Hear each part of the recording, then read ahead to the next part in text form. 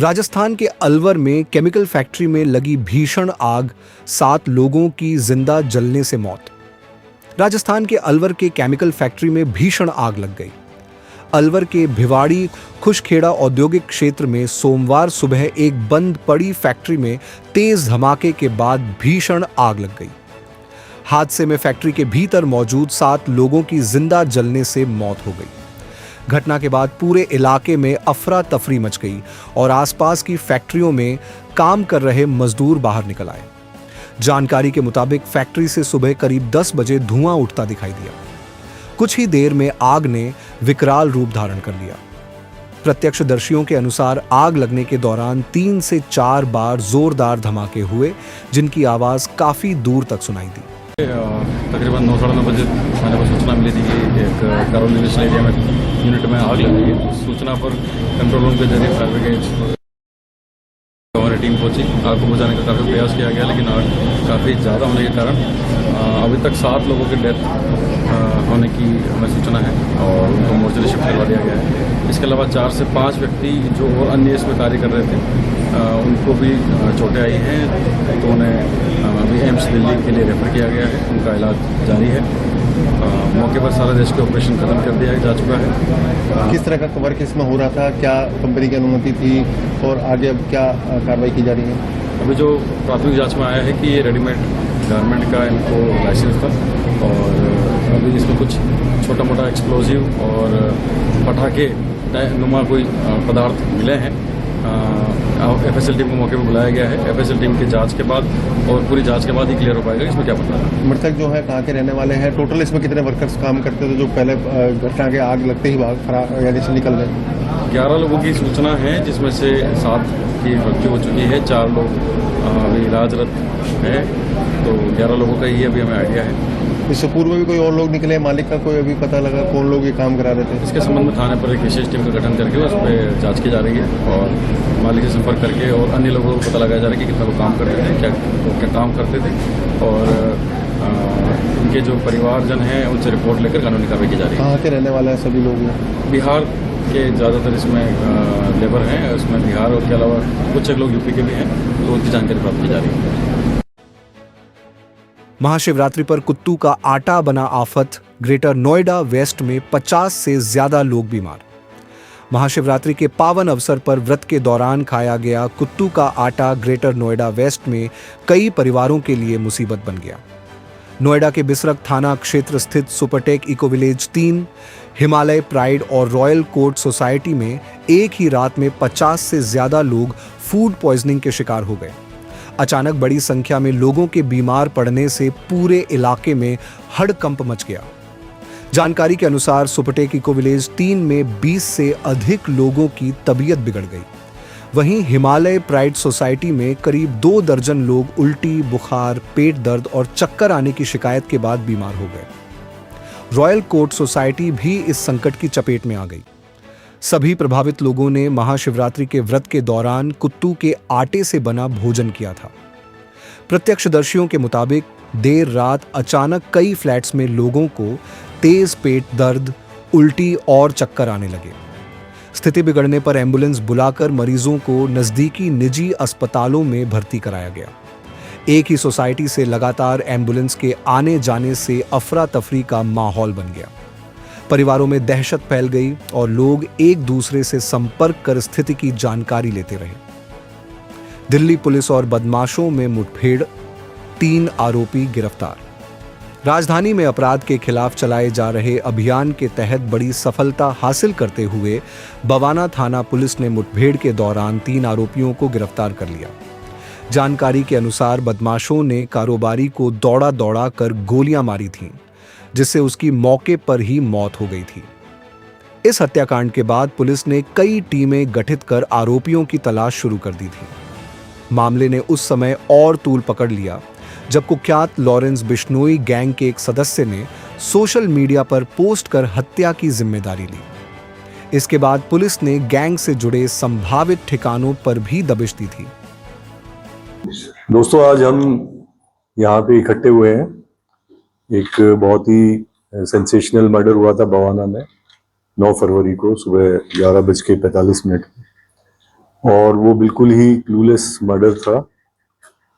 आज मुझे ये बताते हुए सेटिस्फेक्शन है, प्रोफेशनल सेटिस्फेक्शन, कि इस मर्डर पे जॉइंट सीपी नॉर्दर्न रेंज विजय, डीसीपी हरेश्वर स्वामी आउटर नॉर्थ की टीम ने जिस मेहनत से और जिस प्रोफेशनलिज्म से काम किया वो काबिल तारीफ है। इसमें सबसे इम्पोर्टेंट बात यह है कि ये केस क्लूलेस होते हुए, जनरली क्या होता है जब इस तरह के केसेस होते हैं तो special cell, crime branch, special staff, वही लोग इसको क्रैक कर पाते हैं। इस केस में जो सबसे इम्पोर्टेंट चीज यही है कि बवाना पुलिस स्टेशन की टीम, जिसमें एएसआई बलवान, हेड कांस्टेबल पवन वगैरह ऑफिसर्स हैं, इन्होंने अपने बल पे जो केस जिसमें कोई क्लू नहीं था, इन स्टाफ ने इतनी मेहनत से काम किया। और बाकी लोग भी बहुत मेहनत कर रहे थे, लेकिन ये जिस लेवल से काम कर रहे थे इन्होंने उसको क्रैक किया, और कोई बाकी टीमें में से कोई नजदीक भी नहीं पहुंच पाया जिस तेजी से इन्होंने काम किया। तो मेरी सबसे पहले यही है कि बहुत ही प्रशंसा के लायक है इनका जो काम है, हेड कांस्टेबल पवन और इनका एसआई बलवान वगैरह का। और इन्होंने ही फिर बाद में इसमें से जो रात में हेड कांस्टेबल पवन ने ही चैलेंज करके उसको रोकने की कोशिश की, जिसके अरुण को, और फिर अरुण ने गोली चलाई, और जवाब में हेड कांस्टेबल पवन ने भी गोली चलाई जो उसके पैर में लगी। तो टोटल अभी 5 लोग इसमें गिरफ्तार हुए हैं। इसमें जो बैकग्राउंड और पीछे की स्टोरी है उसमें भी एक बड़ा हैरत अंगेज भी कह सकते हैं, इंटरेस्टिंग भी कह सकते हैं, लेकिन अभी तक वो गुत्थी पूरी तरह सुलझी भी नहीं है कि मर्डर के तुरंत बाद जो बहुत ही नामी गैंगस्टर्स हैं, जिनमें से कुछ विदेश में बैठे हैं, उन्होंने क्रेडिट लिया और क्लेम किया कि ये मर्डर हमने कराया था क्योंकि ये हमारे काम में इंटरफेयर कर रहा है। हमारे इतने दिनों की जो इन्वेस्टिगेशन हुई है, जिन लोगों को हमने गिरफ्तार किया है, उसमें कहीं भी ऐसी बात अभी तक कोई नहीं है। आगे कोई बात आएगी, अभी 1-2 लोग बचे हुए हैं इसमें अरेस्ट होने, कोई बात आती है, कोई नया पहलू आता है तो हम आपसे शेयर करेंगे। लेकिन ये एक जो मिस्ट्री बनी हुई थी कि ये जो गैंगस्टर्स ने क्लेम किया था, और बाहर से बड़े नाम जो उसमें गैंग्स के हैं कि हमने इसका मर्डर किया है, उनका अभी तक कहीं कनेक्शन नहीं आया है, और आगे भविष्य में आएगा तो बताएंगे। अभी तक जो खुलासा हम कर पा रहे हैं वो मात्र लूट के लिए ये मर्डर हुआ। मर्डर भी क्यों हुआ, मकसद लूट का ही था। मर्डर जो अफरा तफरी मची उसमें गोली वोली चल गई, क्योंकि इनका ये कहना है कि हम तो खाली पैसे के लिए आए थे। पैसे, जो व्यक्ति अनफॉर्चुनेटली जिनका देहांत हुआ है, वो रेगुलर इस पैसे का आवागमन करते थे, करोल बाग में रहते थे, और डेली सुबह अपनी जो फैक्ट्री थी बवाना में गाड़ी में लेके जाते थे। बीच में 2-3 जो एम्प्लॉई है उनको पिकअप करते थे। अब इनमें से जो एक आदमी था, उसमें कुछ महीने पहले इनसे पैसा लिया था, और उसको आइडिया लग गया था कि यार रोज पैसे का ट्रांजैक्शन होता है।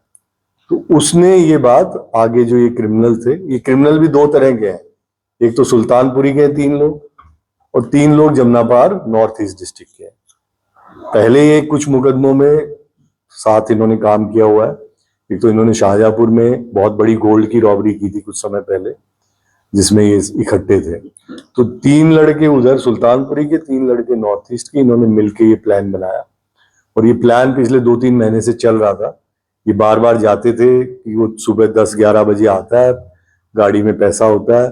उन्होंने 2-3 बार रैकी करी, कितने बजे आता है, कौन साथ में होता है, क्या साथ में। फिर इन्होंने हथियारों का इंतजाम किया, और उस दिन भी वही करीब 11 बजे के आसपास ये लोग इकट्ठे हो गए वहां पे इंतजार में, और जब वो आया तो इन्होंने गाड़ी में अटैक किया एक तरह से। अब वहां पे गड़बड़ ये हुई कि जो डिसीज्ड है वो गाड़ी की चाबी लेके भाग लिए। इनका प्लान ये था कि गाड़ी को हम, पैसा गाड़ी में, गाड़ी को ही लेके चल पड़ेंगे, ताकि गाड़ी भी साथ चलेगी, पैसा जो होगा उसको अलग से ले जाने की आवश्यकता नहीं पड़ेगी।